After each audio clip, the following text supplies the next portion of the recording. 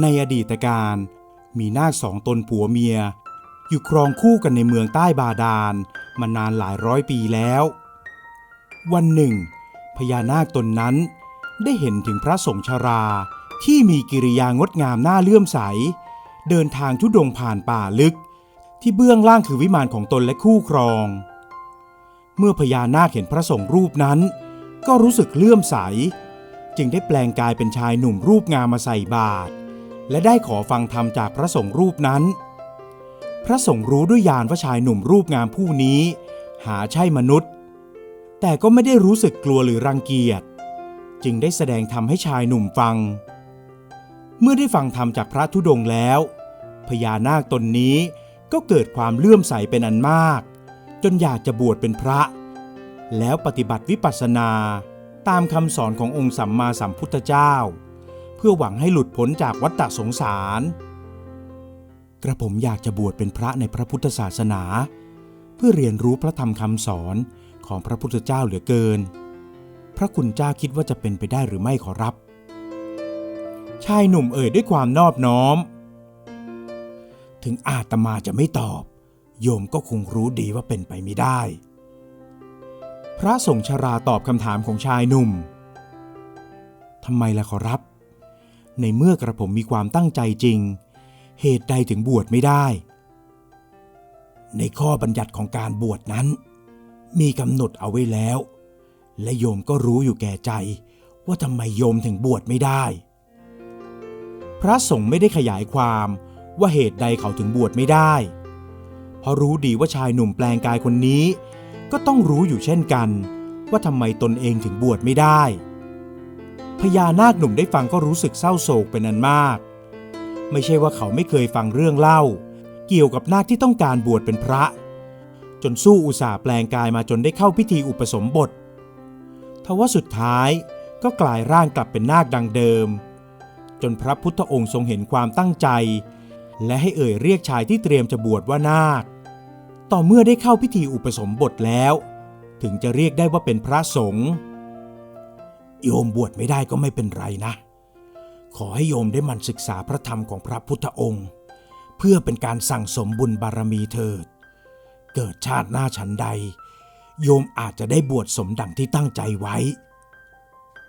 พระชรารูปนั้นเอ่ยปลอบใจพญานาคเป็นอันว่าตลอดระยะเวลาที่พระสงฆ์ชราได้อยู่ปฏิบัติธรรมที่กลางป่าแห่งนี้นาคตนนี้ก็ได้แปลงกายเป็นชายหนุ่มมาคอยดูแลปรนนิบัติอย่างดีการที่นาคตนนี้มาเฝ้าปรนนิบัติและคอยฟังธรรมรวมถึงฝึกวิปัสสนากับพระสงฆ์ชราทำให้เขาห่างเหินกับนางนาคีผู้เป็นคู่ครองที่เคยอยู่ร่วมกันมานานหลายร้อยปีจากที่เคยอยู่ชิดใกล้ร่วมพิศวาสกันก็ไม่เคยได้เข้ามาใกล้ชิดทั้งยังทำเหมือนกับเบื่อเรื่องโลกีอีกด้วยตั้งจิตมั่นว่าจะปฏิบัติธรรมตามที่ได้รับการชี้แนะมาจากพระสงฆ์ชรานางนาคีได้ไตร่ถามว่าเหตุใดถึงเป็นเช่นนั้นพญานาคตนนี้ก็ไม่ได้ตอบอะไรแต่ก็ออกจากวังใต้บาดาลของตนไปตั้งแต่เช้าตรู่ของทุกวันและจะกลับก็เมื่อเวลาล่วงเลยมาค่อนคืนวันหนึ่งนางนาคีได้แอบติดตามไปจนได้พบว่าคู่ครองของนางนั้นกำลังมุ่งมั่นอยู่กับการปฏิบัติธรรมนางก็เกิดความรู้สึกหวั่นเกรงขึ้นว่าวันหนึ่งอาจจะโดนทอดทิ้งให้อยู่ลำพังอย่างเดียวดายในชีวิตอันแสนยืนยาวของนางจนเมื่อถึงวันหนึ่งซึ่งครบกำหนดที่นาคจะต้องขึ้นจากวังไปคายพิษอันเป็นสิ่งที่นาคทุกตนต้องทำนางได้แอบไปพบพระภิกษุชราและได้เอ่ยขอร้องให้พระสงฆ์รูปนั้นช่วยบอกให้คู่ครองของนางเลิกคิดเรื่องที่จะปฏิบัติธรรมตามรอยพระพุทธองค์เสียแต่พระภิกษุไม่ยอมทำตามที่นางร้องขอและได้เอ่ยเตือนไปว่าไม่ว่าคนหรือสัตว์หรือสิ่งมีชีวิตใดๆในโลกนี้ล้วนย่อมเป็นไปตามกรรมกำหนดตนไม่มีสิทธิ์จะไปห้ามปรามหรือเปลี่ยนแปลงอะไรได้นางนาคีได้ฟังก็โกรธอย่างไม่คิดหน้าคิดหลังพ่นพิษใส่พระภิกษุชรารูปนั้นจนกระทั่งสิ้นชีวิตไปจากนั้นก็ได้กลับไปยังวังของตนใต้เมืองบาดาลค รั้นพญานาคเดินทางมาพบพระภิกษุชราเพื่อหวังจะฟังธรรมต่อก็พบว่าพระภิกษุได้มรณภาพไปเสียแล้วเมื่อเข้าไปตรวจดูก็พบว่าท่านเสียชีวิตจากพิษอันร้ายแรงของนาคีไม่ต้องสืบสาวเรื่องราวใดๆพญานาคตนนี้ก็รู้ทันทีว่าเป็นฝีมือของนางนาคีคู่ชีวิตของตนนั่นเองเขาจึงได้รีบเดินทางกลับไปยังใต้บาดาลเพื่อต่อว่านางที่ทำผิดหนักโดยการฆ่าพระสงฆ์ที่ข้าต้องทำก็เพราะท่านกำลังจะทิ้งข้าไปข้าจะอยู่อย่างไรได้หากต้องอยู่เพียงลำพังโดยไม่มีท่าน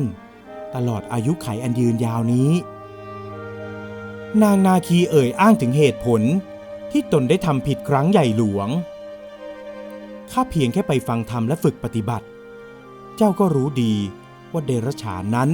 ไม่อาจบรรลุธรรมได้พญานาคเอ่ยกับนางนาคีอย่างนั้นถึงบรรลุธรรมไม่ได้แต่มันก็ทำให้ท่านก้าวห่างจากข้าไปทุกทีนางนาคียังคงเอ่ยแย้งถ้าจะมีอะไรทำให้ข้าเดินห่างจากเจ้าไปก็คงจะมีแต่ตัวเจ้าเองนั่นแหละ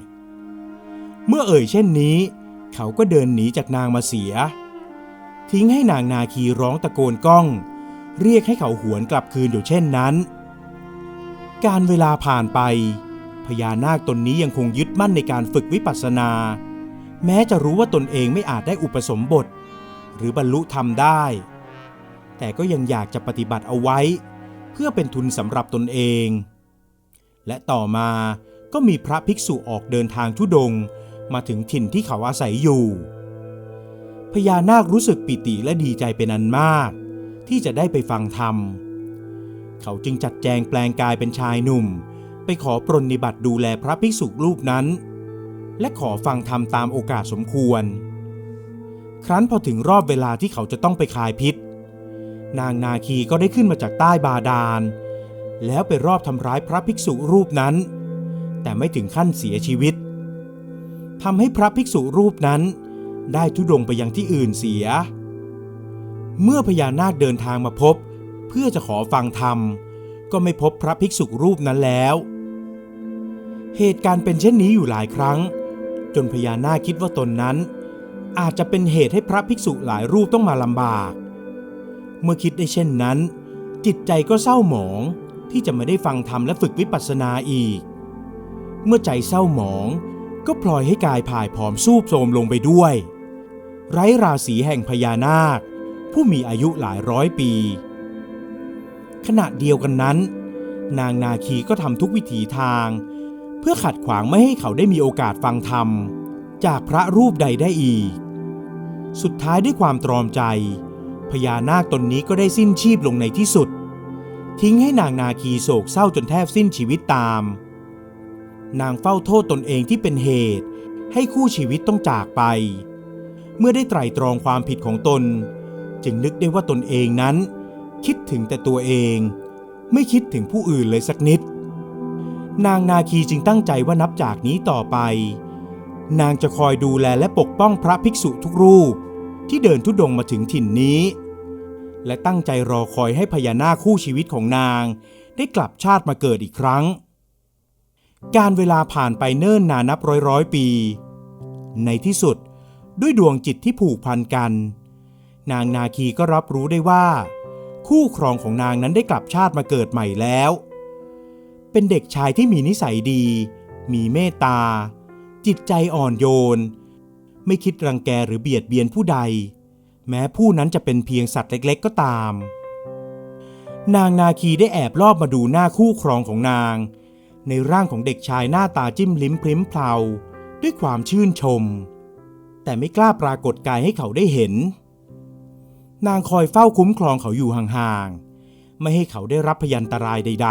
ๆและหวังจะได้ชื่นชมเขาอยู่อย่างนี้ไปเรื่อยๆแม้ไม่ได้ครองคู่นางก็รู้สึกเป็นสุขใจแล้วการเวลาผ่านไปอีกหลายปีจนเด็กน้อยได้เติบโตกลายเป็นชายหนุ่มที่มีรูปร่างหน้าตางดงามไม่ว่าใครที่ได้เห็นก็เป็นต้องชื่นชมโดยเฉพาะหญิงสาวที่ต่างพากันมาทอดไมตรีให้เขาอยู่เนืองๆทว่าชายหนุ่มคนนี้ กลับไม่มีทีท่าว่าจะชอบหญิงสาวคนใดเลย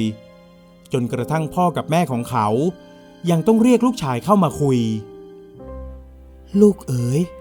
ตอนนี้ลูกก็โตเป็นหนุ่มแล้วมีผู้หญิงมาชอบพอเจ้าก็หลายคนเจ้าไม่คิดจะมองผู้หญิงคนไหนสักคนเลยหรือไม่เลยลูกไม่เคยมีจิตคิดรักใครเลยจ้ะแม่ชายหนุ่มตอบมารดาออกไปอย่างนั้นนี่ลูกสาวผู้ใหญ่บ้านก็ชอบเจ้ามานานมากหากเจ้าได้แต่งงานอยู่กับนางลูกของพ่อก็จะมีแต่คนนับหน้าถือตานะถือว่าเขาให้เกียรติเราทั้งที่บ้านเรานั้นยากจนไม่มีที่ดินหรือทรัพย์สมบัติใดๆผู้เป็นพ่อเอ่ยกับชายหนุ่มเขาส่งยิ้มเย็นๆให้กับพ่อและแม่ก่อนจะบอกว่าลูกไม่คิดจะชอบผู้หญิงคนไหนเลยอย่าว่าแต่ลูกสาวของผู้ใหญ่บ้านเลยพ่อต่อให้เป็นลูกของคนใหญ่โตกว่านั้นลูกก็ไม่ชอบเมื่อเห็นว่าลูกชายไม่มีจิตใจเอ็นเอียงไปทางไหนเลยแม้จะเพียรพยายามถามอยู่บ่อยครั้งพ่อกับแม่ก็อ่อนใจจนเลิกถามไปเองส่วนนางนาคีที่แอบติดตามและดูแลเขามาตลอดหลายปีก็รู้สึกดีใจที่เขาไม่เคยคิดชอบผู้หญิงคนไหนนางแอบหวังว่าวันหนึ่งจะแสดงตัวให้เขาเห็นและจะทำให้เขาระลึกถึงชาติก่อนให้ได้เพื่อที่จะขอให้เขากลับมาครองรักกับนางอีกแม้จะเป็นเพียงช่วงเวลาสั้นๆตามอายุขัยของมนุษย์ก็ตามทีทว่าความฝันของนางนาคีก็ได้เริ่มสั่นคลอนเมื่อวันหนึ่งชายหนุ่มได้พบกับพระธุดงค์และได้เข้าไปขอฟังธรรมแม้นางจะแอบดูอยู่ห่างๆจิตใจของนางก็เริ่มหวั่นกลัวว่าจะเสียเขาไปอีกครั้งเพราะนางเห็นว่าใบหน้าของเขานั้นเปี่ยมความสุขอย่างเหลือประมาณในยามที่ได้ฟังธรรมจากพระภิกษุรูปนั้นยิ่งเวลาในแต่ละวันผ่านไปกับภาพที่นางเห็นว่าชายหนุ่มนั้นไปเฝ้าฟังธรรมและปฏิบัติสมาธิก็ยิ่งทำให้ใจของนางร้อนรนแต่ไม่กล้าที่จะไปแสดงตัวให้เขาได้รู้กระทั่งคืนหนึ่งหลังจากที่เขากลับบ้านไปแล้วพระภิกษุรูปนั้นก็ได้เอ่ยเรียกนางเข้ามาเถอะโยมจะมัวแอบไปอยู่ทำไมภิกษุชราเอ่ยกับนางนาคีท่านรู้ด้วยเหรอเจ้าคะว่าฉันแอบอยู่ตรงนี้นางนาคีเอ่ยถามในขณะที่เดินเข้ามาหาและย่อกายลงนั่งต่อหน้าภิกษุด้วยรูปกายเช่นนางมนุษย์คนหนึ่งรู้สิและรู้ด้วยว่าโยมกับชายหนุ่มคนนั้นมีอดีตต่อกันมาอย่างไรถ้าท่านรู้แล้วก็ได้โปรดเลิกสอนเขาเรื่องธรรมะเสียเถิดฉันรอเขามานานเหลือเกินแล้วนางเอ่ยอ้อนวอนร้องขอด้วยน้ำเสียงที่น่าเวทนาอาตมาคงไปห้ามเขาไม่ได้หรอกเพราะชาตินี้เขาเกิดมาด้วยแรงจิตอธิษฐานของเขาอาตมาคงได้แต่บอกโยมว่าปล่อยให้เขาไปตามทางของเขาเถิดเพราะโยมก็รู้อยู่แล้วว่าถึงขัดขวางเท่าใดโยมก็ไม่มีทางสำเร็จได้คำเตือนของพระภิกษุรูปนั้นทำให้ภาพในครั้งอดีตอันยาวนานย้อนกลับมาในมโนสำนึกของนางนาคีอีกครั้งภาพการสิ้นชีวิตของพญานาคผู้เป็นคู่ชีวิตกลับมาตอกย้ำให้นางเสียใจยิ่งขึ้นไปอีกนางนาคีก้มลงกราบพระภิกษุรูปนั้นทั้งน้ำตาก่อนจะเอ่ยว่าฉันทำบาปมาหนักเหลือเกินเจ้าค่ะจะทำอย่างไรดีถึงจะผ่อนบาปนั้นให้เป็นเบาลงได้บาปกับบุญนั้นแยกส่วนกันชัดเจนไม่มีอะไรมาหักล้างกันได้แต่โยมก็สามารถสั่งสมบุญของตัวเองได้เช่นกันที่ผ่านมาโยมก็ได้แต่ขัดขวางไม่ให้เขาปฏิบัติธรรมถ้าเป็นอย่างนั้นนับจากนี้ไปโยมก็จงสนับสนุนเขาเถิดคอยสนับสนุนเขาและคนอื่นที่ตั้งใจปฏิบัติธรรมแล้วโยมก็จะได้รับผลแห่งกรรมดีนั้นด้วยฉันกราบเจ้าค่ะเป็นพระคุณเหลือเกินที่พระคุณเจ้าช่วยชี้แนะให้ฉันนางนาคียิ้มทั้งน้ำตาด้วยความปลาบปลื้มที่พระภิกษุได้แนะแนวทางให้กับนางเมื่อได้สนทนาธรรมกับพระภิกษุแล้ว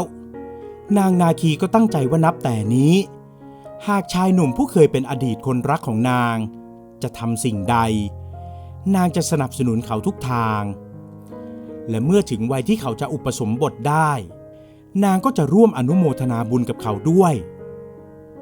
นางนาคีเฝ้ามองพิธีอุปสมบทอันเรียบง่ายของเขาด้วยความปลาบปลื้มยินดีและคอยเฝ้าดูยามเขาศึกษาพระธรรมคำสอนของพระพุทธองค์และกระทั่งเขาเริ่มออกธุดงค์นางก็เฝ้าติดตามไปห่างๆคอยระวังอันตรายให้เขาอยู่ตลอดเวลาเมื่อการเวลาผ่านไปจากพระหนุ่มรูปงามก็เริ่มเข้าสู่วัยกลางคนและพระรูปนี้ก็ได้ศึกษาพระธรรมคำสอนจนเจนจบครบถ้วนปฏิบัติวิปัสสนาจนสามารถสื่อสารกับนางนาคีได้นั่นเป็นช่วงเวลาที่พระได้เดินทางมาธุดงค์ยังภูเขาลูกหนึ่งริมแม่น้ำสายใหญ่เป็นแม่น้ำที่ไหลผ่านหลายประเทศพระภิกษุรูปนี้ได้ตั้งจิตมั่นว่าจะสร้างสถานปฏิบัติธรรมขึ้นณเขาแห่งนี้และตั้งใจจะทำที่นี่ให้กลายเป็นวัดเป็นสถานที่ให้พระและคฤหัสถ์ได้มาศึกษาพระธรรมกันสืบไปค่ำคืนหนึ่งหลังออกจากสมาธิพระรูปนี้ก็ได้เรียกนางนาคีให้มาสนทนากันอาตมาขอบใจโยมมากที่คอยเฝ้าปัดเป่าพยันตรายให้โดยตลอดท่านรู้หรือเจ้าคะนางนาคีเอ่ยถามด้วยความปลื้มปิติรู้สิถึงได้เรียกโยมมาขอบใจอย่างไรเล่านับจากนี้เราคงจะไม่ได้ไปไหนอีกแล้วจะตั้งมั่นอยู่บนยอดดอยภูแห่งนี้เพื่อสร้างที่นี่ให้เป็นที่เผยแพร่พระธรรมคำสอนของพระพุทธองค์สืบไปในอนาคตส่วนโยมเองก็ไม่ต้องมาคอยติดตามอาตมาอีกแล้วเมื่อได้ฟังดังนั้นนางนาคีก็รู้สึกเสียใจเพราะตลอดหลายปีที่ผ่านมานางไม่เคยห่างจากอดีตคนรักเลยแม้แต่น้อยโยมคอยตามป้องกันภัยให้อาตมามานานแล้วอาตมาขอแบ่งบุญกุศลที่อาตมามีนับแต่อดีตจนถึงปัจจุบันให้กับโยมด้วยขอให้โยมได้ไปตามทางของโยมเถิดจากนี้ไม่ต้องมีห่วงอันใดแล้วอย่าไล่ฉันไปเลยเจ้าค่ะท่านขอให้ฉันได้คอยอยู่ดูแลท่านต่อไปนะเจ้าคะนางนาคีเอ่ยร้องขอหากนั่นเป็นปรารถนาของโยมอาตมาคงห้ามไม่ได้แต่ขอเถิดว่าให้ที่นี่เป็นที่พำนักของผู้ทรงศีลและโยมก็เป็นหญิงโยมจะมาอยู่ใกล้ชิดกับอาตมาคงจะไม่เหมาะนักแม้โยมจะไม่ได้เป็นมนุษย์ก็ตามแต่หากใครมาเห็นโยมในร่างแปลงเข้าเขาจะเอาไปพูดให้สิทธัตถาคตเสียหายได้แม้เหตุผลของพระภิกษุจะทำให้นางนาคีเจ็บปวดแต่นางก็เข้าใจดีถึงกระนั้นนางก็ยังอยากจะเห็นพระภิกษุอยู่ในสายตาจึงได้เอ่ยร้องขอถ้าอย่างนั้นขอให้ฉันได้คอยมองพระคุณเจ้าอยู่ไกลๆจะได้หรือไม่ฉันจะไปอยู่อาศัยที่เขาลูกนู้นแล้วคอยมองคอยฟังธรรมะของพระคุณเจ้าหรือจากพระรูปอื่นจากที่นั่นอีกอย่างฉันจะได้คอยระแวดระวังภัยให้กับพระภิกษุที่เดินธุดงค์อยู่ที่ป่าแถบโน้นด้วยถ้าอย่างนั้นก็ตามใจโยมเถอะนะอาตมาขออนุโมทนากับความตั้งใจดีของโยมด้วยกราบขอบพระคุณเจ้าค่ะนางนาคีก้มลงกราบทั้งน้ำตาก่อนจะแปลงกายกลับมาเป็นร่างนาคีของตนแล้วเลื้อยหายไปยังภูเขาลูกที่อยู่ตรงข้ามกันและคอยทำหน้าที่ระวังภัยให้กับพระภิกษุรวมถึงชาวบ้านทุกคนที่เดินทางมาฟังธรรมจากพระภิกษุโดยตลอดมีชาวบ้านและพระบางรูปที่เคยเห็นหญิงสาวหน้าตางดงามมาคอยบอกทางหรืออำนวยความสะดวกให้ยามที่พวกเขาจะเดินทางมายังภูเขาลูกที่ตั้งอยู่ริมน้ำแต่นางก็หายตัวไปอย่างรวดเร็วจนเกิดคำล่ำลือกันว่านางคือสิ่งศักดิ์สิทธิ์ที่มาคอยปกป้องดูแลทุกคนและคอยมองดูทุกคนจากภูเขาลูกที่อยู่ในป่าชาวบ้านพากันเรียกภูเขาลูกนั้นว่าภูนางเมียงที่มาจากคำว่าเมียงมองและต่อมาก็เพี้ยนเป็นคำว่าภูนางเคียงแต่ไม่ว่าจะเพี้ยนไปเช่นไรทุกคนก็รู้ว่านางคือผู้ที่มีเจตนาดีกับทุกคนที่หวังจะมาปฏิบัติธรรมตามรอยของพระพุทธองค์